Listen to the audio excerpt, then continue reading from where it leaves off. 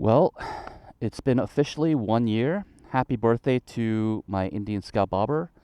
I think that means it's time to do a 1 year update on this motorcycle. Let's get into it. I started out my motorcycle journey with Harleys. At that time, my worldview on motorcycles were pretty limited, and Harleys to me was everything. And even though at the time I hadn't had a lot of experience with other motorcycles, I wanted to keep riding Harleys. I also really loved bobbers. I loved the way they looked, sleek, muscular bikes that looked menacing. And so I bought an Iron 883 and then a Sportster 48 later on. I was happy as a clam with my Harley Sportsters. But then one day, I tested out an Indian Scout Bobber and began to rethink my whole decision. You ever have one of those moments where you try out a motorcycle and it makes you rethink all the decisions that you've made in the past? Well, yeah, this was that moment for me.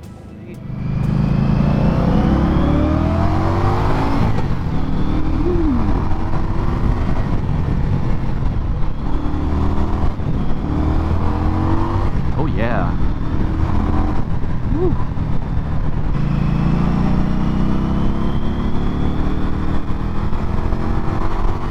Woo, yeah.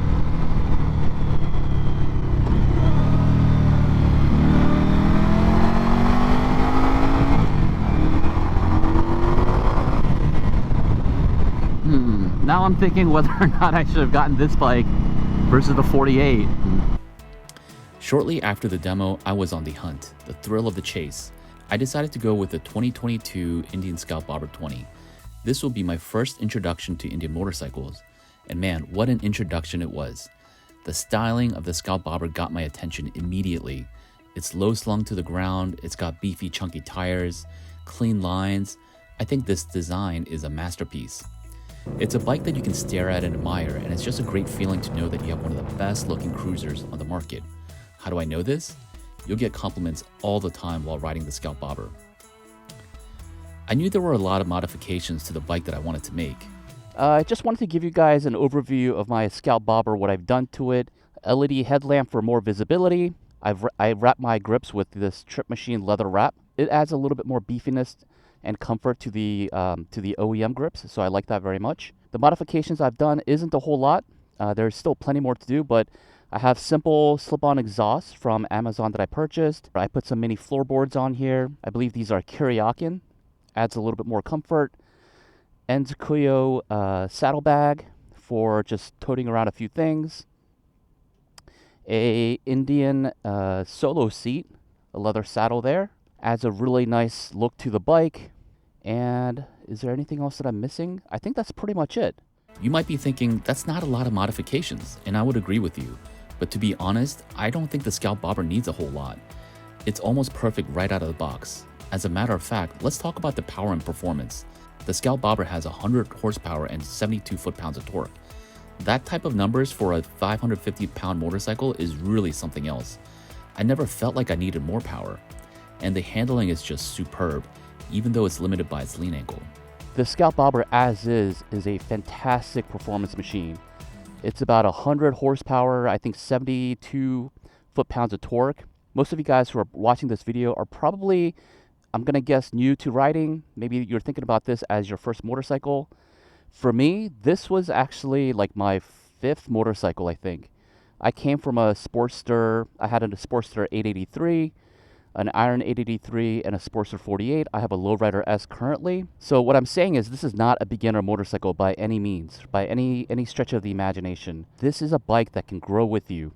So that is another pro for this motorcycle. I think just the performance alone, it's so fantastic. Let's talk about the ride and the handling, because that is probably my favorite part of this motorcycle. This is probably one of my most favorite motorcycles that I've tested out. Because I do a lot of motorcycle testing for this channel, I've gotten to try out a ton of motorcycles, and by far this Scout Bobber 20, or Scout Bobber, has been one of the most enjoyable rides. The power is there, the handling is there. The engine is actually there's a stress member part of the frame. So you get really great handling on this motorcycle. It handles the twisties and the curves just fantastically. Is that a word? Fantastically. It does a great job, is what I'm trying to say. Bottom line, it is such a fun motorcycle, and it's very, very easy to ride as well. So Again, if you're a new rider, this is by far one of the easiest motorcycles that I've ridden. And even though it's about 550 pounds, it doesn't feel like it because it's very well balanced. It has low ground clearance. I think the seat height is about 25 inches or so, 25.5 maybe. So when you put your leg over it, you feel very confident right away. I can flat foot this bike here, as you can see. People that are shorter than me, I'm about 5'8", can easily flat foot this bike. And it just won't give you any troubles. The looks, power, and performance are probably what sells the Indian Scout Bobber, but it's not without its limitations. Just by the simple fact that it's a bobber, you should know that it's not the most comfortable ride right out of the box. And two-up riding, although it isn't ideal on the Scout Bobber, can be done with some modifications. I mentioned I want to upgrade the shocks. Now that is where we kind of get into some of the limitations of the motorcycle, I think. If you watched any of my Scout Bobber videos, I mentioned it is not the most comfortable bike. And when you're getting into a Scout Bobber, there's some inherent limitations on bobbers in general. You don't get into a bobber thinking that it's going to be the most comfortable bike in the world. So if you want a bike that has a little bit more comfort, right out of the gate, you might want to look elsewhere. But I will say you can modify this bike to make it more comfortable. Like I mentioned, you can upgrade the shocks. I want to get the Indian motorcycle, the piggyback shocks. I might do away with the solo seat and get maybe a Saddleman or something else that might elevate the comfort a little bit more. So it is definitely possible. And actually, the reason why I picked out the Scout Bobber 20 is because I really do like the mini apes that come stock with this with the Scout Bobber 20. Because right from the get-go, you're not hunched over. I'm sitting a little bit more upright. My arms are fairly straightforward. I don't feel a whole lot of fatigue on my back being hunched over. So that was a great move on my part, I think. I still like the look of the Scout Bobber with the tracker bars, but the mini apes definitely elevate the comfort for me. So that is another modification you can make on your, stock Scout Bobber if you have the Scout Bobber or a Scout. That is something you can do to increase the comfort of the motorcycle. The Scout Bobber definitely has plenty of strengths and maybe a few limitations, which can all be addressed with some aftermarket parts.